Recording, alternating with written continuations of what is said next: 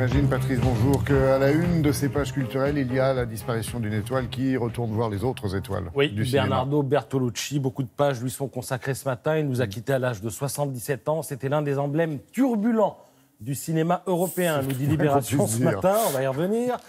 Non conformiste pour Le Figaro, qui titre par ailleurs sur Le Dernier Empereur, allusion bien sûr au film éponyme, j'allais dire.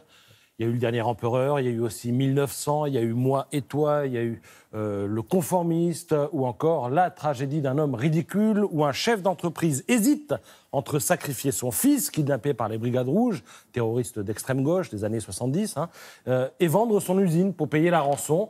Alors c'est un film qui témoigne d'un rapport un peu compliqué au père. Le rapport au père, c'était l'une des obsessions de Bertolucci, l'autre obsession étant évidemment le sexe. Oui, alors ça donnera qu'on connaît d'ailleurs. Oui, ça donnera un film à scandale, Le Dernier Tango à Paris. Alors je ne vais pas revenir sur la scène qui fit scandale en 1972, tout le monde la connaît.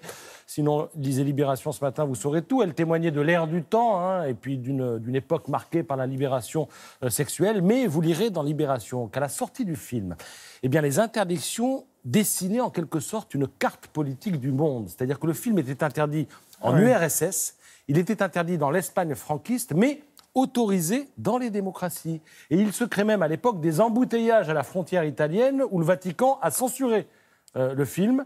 Dans l'unique cinéma de New York où le film était d'abord projeté, il fallait retenir sa place une semaine à l'avance. Il y a un cinéma au Vatican ? Comment ? Il y a un cinéma au Vatican, dans l'État du Vatican ? Sûrement, oui. Non, moi, ce que j'ai compris en lisant l'idée, c'est que sous la pression du Vatican, l'Italie avait interdit. Et qu'on se pressait à nos frontières. C'est ce que j'ai compris de l'article de Libé. Cela étant dit, si vous voulez en savoir plus sur ce film et sur le sort de Maria Schneider, qui était l'une des actrices à côté de Marlon Brando, qui était l'actrice à côté de Marlon Brando, vous pouvez lire aussi le livre de notre consoeur Vanessa Schneider, qui dit elle s'appelait Maria, et elle raconte l'histoire de sa cousine, parce que c'était sa cousine. Extraordinaire bouquin, d'ailleurs. Oui.